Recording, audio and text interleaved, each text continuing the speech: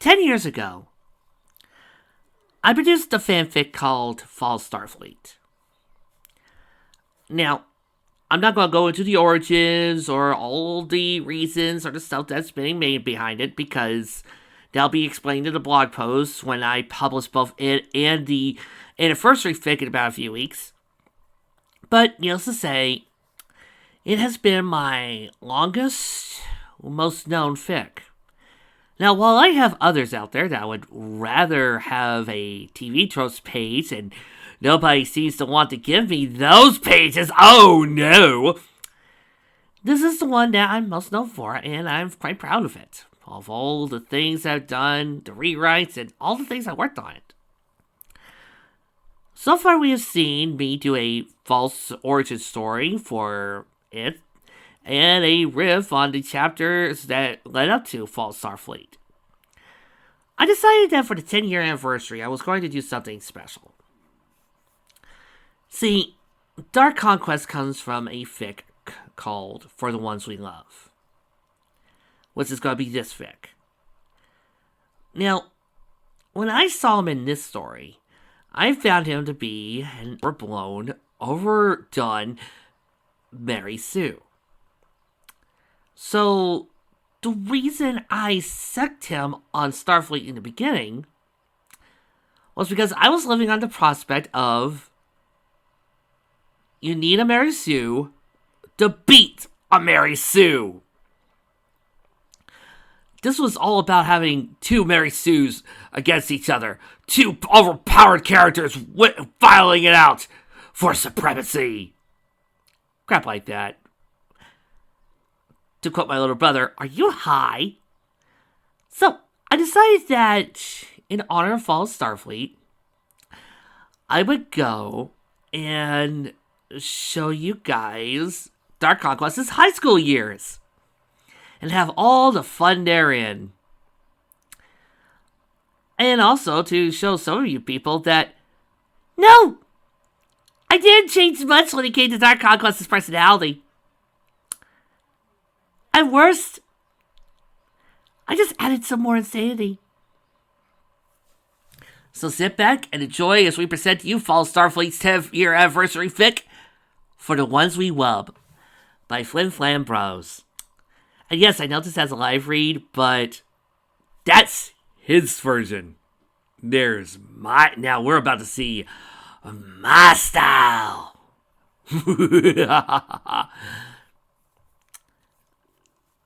So, the author has a quick word about how this is not their story, and that some other guy named Spike Thad was the original creator. They were the one who wrote it. They wrote the story, but the original idea is not theirs, so here it is. But I want to start off with my own foreword. Flimflambros is, in fact, a really good author. They've written some very hot lemon scenes. They've done some really good Sparity fics. We've already seen one of them recently with Beauty and the Spike. So, any rants, raves, riffs, or destruction you may hear in the next few minutes are all going to belong to this fic alone. 5000 BC, before Celestia. Chapter 1, The Fall. In the forest, in a land no pony knew, a shack shrieked in the woods, hidden from view. The scream could be heard throughout the forest as two young stallions paced outside the hidden shelter. A tall brown earth pony paced left, and his blue Pegasus companion paced right. How long have they been in there? The Pegasus asked, turning to his friend. Can't be much longer now, said the earth pony, trying to reassure his compatriot. He knew how nervous his friend could get sometimes. This was no exception. Another scream echoed through the night, and the two ponies quickly rushed to a small window, peeking in through the well-sealed glass. Inside were two white mares, one a Pegasus and the other an earth pony. They were both dressed in blood-stained aprons and quickly rushed around the room, warming up water and grabbing clean towels. The Pegasus lifted up a large bucket of steamy water as the earth pony tossed it in rags to soak. The Pegasus outside the window grew worried. Think you'll be okay? That's a lot of blankets. Night Sky, please, his friend told him. You have to let the nurses do what they can. The third scream came from the shack, one of pain and agony, as if a pony was being tortured. Night Sky slammed his hoof against the wall of the shack, the thud of hoof on wood unable to shroud its cries from inside.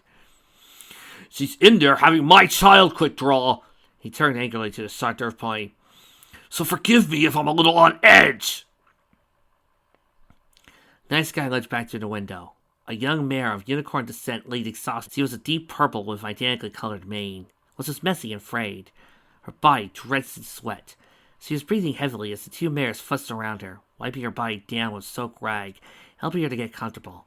She looked out the window to see the blue pony's face staring back at her. She smiled weakly now, right before her face grew ill, and she let out another banshee-like scream.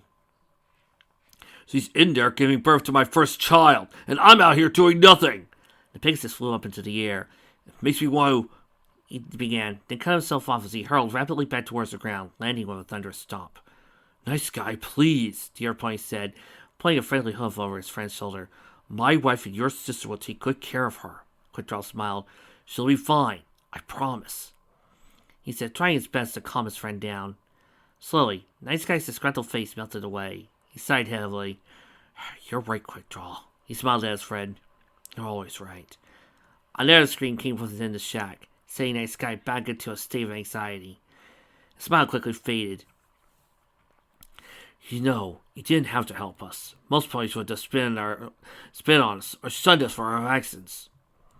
These are dark times we live in, friend, said Quickdraw, his voice growing quiet and angry. Why are some ponies so foolish?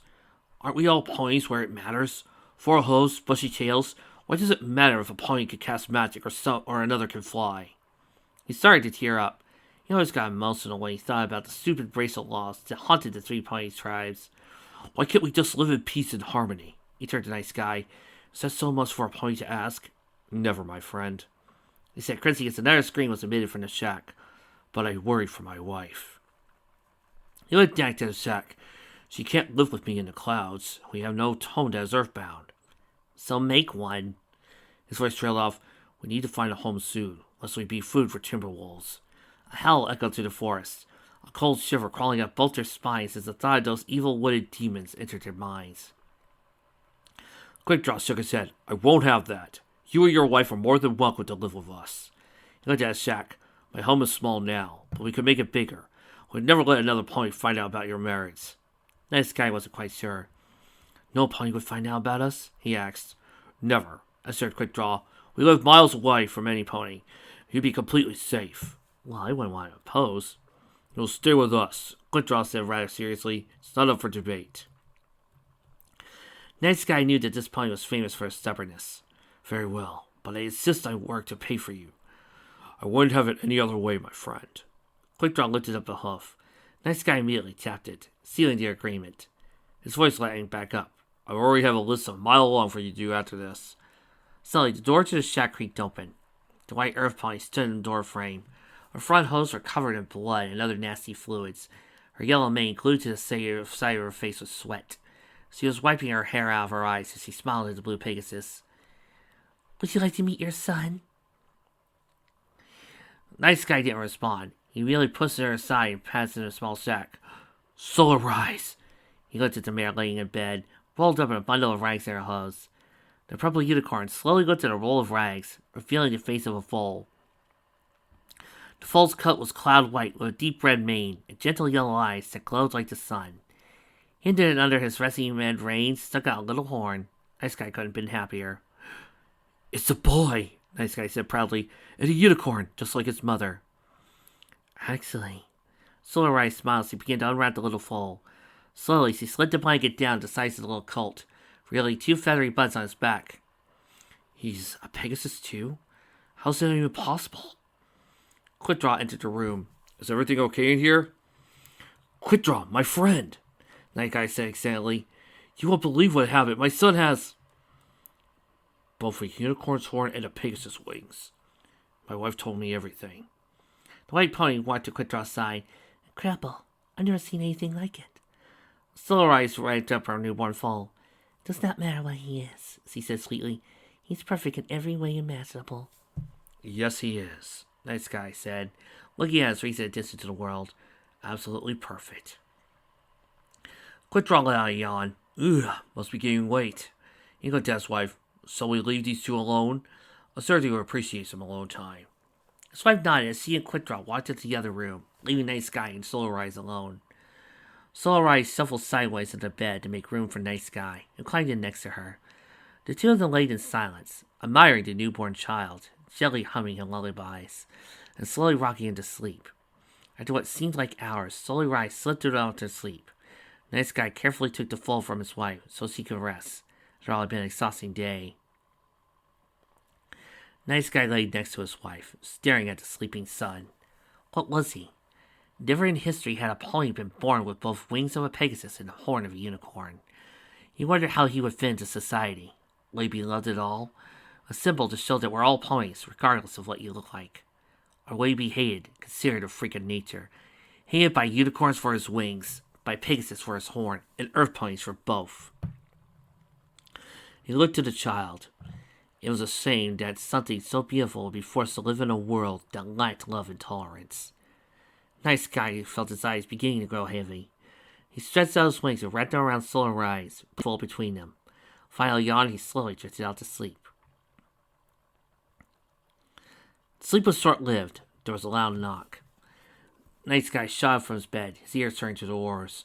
Solar, he whispered, do you hear that? Solar Wise ignored her husband, turning away from him in a sleepy state. Probably just the wind, she mumbled to go back to sleep. There was another knock. Solar Eyes heard it this time.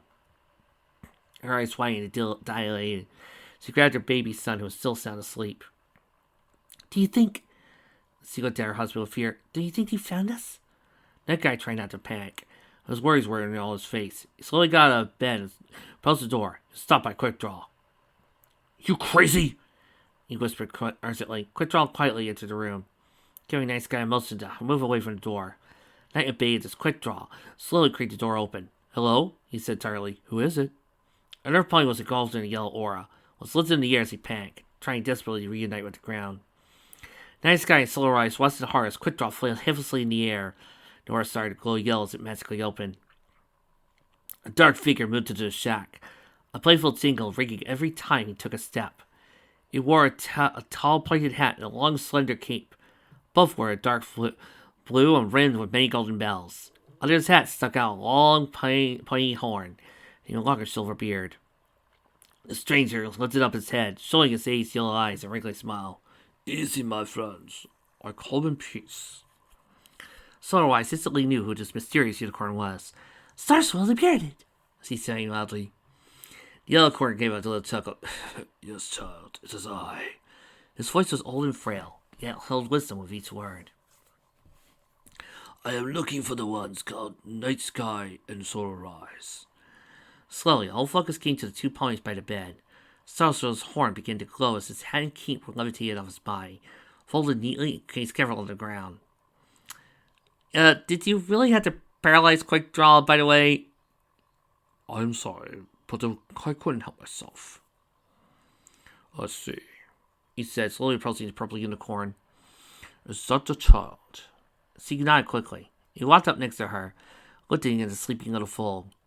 The child. He was born with horn and wings, correct? Nice Guy was shocked. How did you know? He asked. The old unicorn's smile began to drop. It is because it is the reason I am here. Yeah, the other three are incoming. He just wanted to get here first, so that way he didn't have to worry about a damn thing. Your son is the first of 3 alicorns to be born this night. Quickdraw turned his head again slightly. An ali what? Alicorn. Starswell began. Are a special breed of pony. They possess the magic and intellect of unicorns, the speed and flight of a Pegasus, strength and stamina of earth ponies. He looked back at the fold. This child, along with the other 2, will be rulers of our new world. The news hit the couple like a hurricane. Ruler? But how? Our child? They both stammered. Wow, the acoustics in this place are brilliant! You said 3, pointed out Quickdraw. Do you only have 1? The others have yet to be born yet, EarthClan. Star Swirl. Solarrise let out a forceful cough. Not to interrupt. What's this about my son being ruler of the new world? Yes. The wizard said, giving a small chuckle. My mind wanders with age. Your son, along with 2 others of the female sex, will so rule a world where ponies are united in peace and harmony. Quickdraw's eyes grew light. All ponies united, that's wonderful. He looked towards his friends. Your son will rule a world of united ponies. Yes, said Star Swirl's voice growing darker. But at a terrible cost. What? Asked the 3 Yison. Star Swirl sighed. They are united races, but one of them will suffer a great loss and will succumb to the darkness, threatening the peace of the future rule. There was deafening silence in the world. The 2 new parents looked at their child. Could they be looking down at the future destroyer of the world? I'm not saying yes or I'm not saying no, but, Connie? Whoop! Yes. Oh, look, it's my baby photos. Oh, look, there's my mom and dad. And, oh, look, I was such an adorable little baby, wasn't I? Yes, Conquest, you were an adorable little foal. Oh, look at me with my little red maid. And just, oh, look, aren't I the Dickens? Well, talk to you later, Home Slice. Phew. Oh, God. He's going to be popping up in this room a lot, isn't he? Yes. Trix, yes.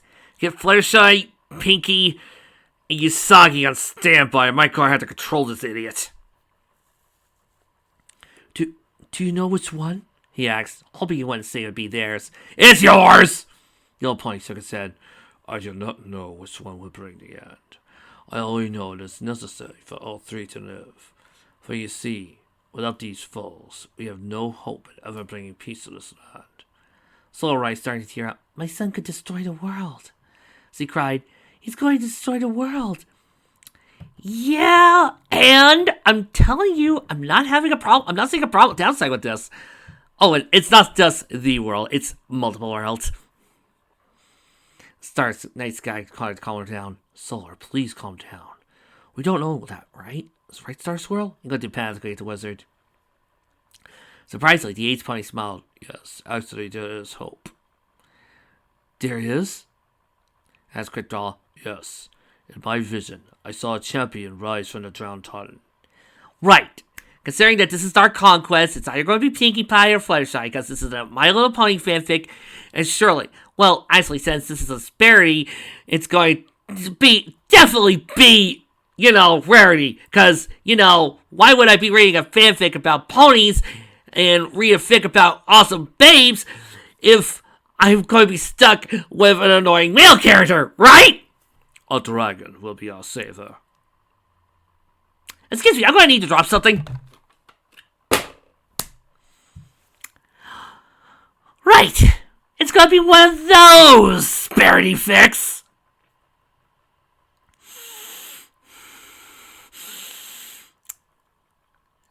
I'm in trouble! For all of you people who are hoping that I'm going to give Spike the right treatment, you better want to get a magazine or something. This is going to hurt. Aha! Finally, I can have my moment! Yes, Spike, you can have your moment, because you can't deny me, you can't deny me. Ha-ha! I'm part of the main plot, bitch! Yes, Spike, you're part of the main plot! Well, at least you're with a ship that Do I still like Sparity anymore? Thankless to evil that... A dragon! The dragon! The dragon! The dragon! Will somebody please stop these guys from saying dragon? Boom! Thank you. Whoa there, wizard, said Quickdraw. A dragon will be our savior? Dragons are a bunch of greedy monsters. I agree, mumbled Night Sky. The only reason why you haven't gone to war with them is because of that stupid peace tree. The wizard pony sighed. Yes, I am aware of the treaty we have with the dragons, but it is real. And are you aware that they take our colts to be slaves and our mares to be whores? What? Screamed Quickdraw angrily. Yes, I'm aware. and that sometimes they have a pony wed a dragon. The very idea is revolting! I'm sorry, what was that about horse? The round pony spat on the floor. Were you aware of that, old wizard? Were you? Silence! Oh god, is this going to turn into Fall of Equestria? Starswell barreled in. His voice bellowed with anger. I know what the treaty is. I was there after all. He looked down to the ground, remembering that fateful day. But it is unimportant it was, rather what it is to be. Why so much anger towards dragons? Was not to hate the greedy, vile, violent, disgusting, overgrown lizards. Starswell stared deeply into the pony's eyes. Regardless, it has been seen, and so it shall be. He turned towards Night Sky and Solar Rise. The evil, which may or not be your son. Oh, it's me! Trust me, it's definitely me. I mean, look, here's my photo. Look, here's my photos, and here's my real mom anointing me with the power of darkness, and here's me killing my dad just to prove my own darkness, and then here's me during my high school years, and then here's me during my wild Ragged's college years. Conquest, this picture of you during your college years, yes, it's just you looking like a dork and just you looking calm and peaceful. Oh, well, you know, days you're just too busy being a little bit experimental. I decided to experiment being nice for a while. I have questions. Well, surely we won't live that long. Nobody can. Exactly. This is another reason I'm here. He looked at the falls, still sleeping in Solar Horizon's hose. I'm going to make your son immortal. The last two words shot through Night Sky like an arrow. What?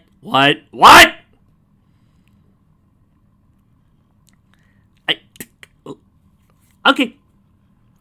Let's see if I can follow the math here. So Celestia, Luna, and Connie are born. They are destined. So you decide to make them immortal, rather than immortality being something they earned, just to make sure the prophecy goes by. But if they were already prophesied for this, wouldn't they make it their own? Why do you need to go the extra step? Why must you do this? Quickdraw shook his head. But you said that each one of the foes would threaten to peace. Why allow them to live that long? You're only dooming the future. Thank you. You see, somebody's filling in the plot holes. Your answer, Star Swirl? It is an unfortunate but necessary sacrifice. Bullshit! Okay, thank you! He looked into the eyes of each pony. They may not have liked the idea, but deep in their hearts they knew it was the only way to achieve peace among the ponies. Slowly, Night Sky nodded his head in approval as Star Swirl appeared as his child. Star Swirl's magnificent long horn began to glow with a strong yellow aura, his eyes completely void of color. Shouldn't we wait until he's old enough to have a choice? He started to mutter a strange chant. I mean, I feel like you're taking the choice away from the kid. Old and ancient words that were far beyond comprehensive of the other ponies. I mean, I'm just saying, it feels like you're taking everything away from him. Slowly, the little foal began to glow with yellow energy. Okay, fine, don't listen to the reviewer. There was a blinding flash of light, then abruptly nothing. It is done. You will live to see or become a great evil. I'm going to definitely become a great evil, Star Swirl. Trust me. I do not know when he is faced with a great dragon of peaceful nature that will rise to defend our lands, to be our champion. Fuck the ponies, am I right, boys? Quickdraw went to his host. So that's it then? He asked. Yes, said the wizard. Our part to play in this is nearly complete. He turned towards the door of the shack. I must go now. I have much to do. And so much to see. So what's wrong with taking the back streets? You don't know, and you never go. You never say. No time to do it. Wait, shouted Night Sky. Is there nothing we could do? Star Swirl smiled, bringing him a sense of warmth. You'd be surprised where one can find power, he said. One can find it in the smallest and strangest of places, like friendship. What? Asked a confused Solar Eyes. Star Swirl placed his hat back on his head and re-equipped his cape. Now, if you excuse me, I've seen a vision of my future student, and you must prepare for her. After all, 45 years to prepare is not that much. Look back at the three ponies. Goodbye, ponies, and always to remember, love and tolerate, he said before disappearing in a flash of heresy. Quickdraw walked up to his friend. What do you think he means by that? The nice guy lifted his shoulders with no real answer. Friendship is magic? Congratulations, you said the title. You earned a Reese's. Here you go. I don't know what he meant, Solarai said softly. All I know is our son will be a bringer of peace among ponies. Oh, that's a great idea, Mom. I'm a bringer of peace. I'm a bringer of peace. If he's the bringer of doom, then I hope this dragon will help our child find that peace again. Because we gotta all put hands on Spike, right? The three ponies leaned in close to the foe, wondering if it could be him that was trying to bring the end to the world. And who would this dragon be? The dragon that would be the only hope in stopping the evil to come. That dragon is Spike. Brr, brr, brr. It's gonna be a fun ride, folks. It's gonna be a fun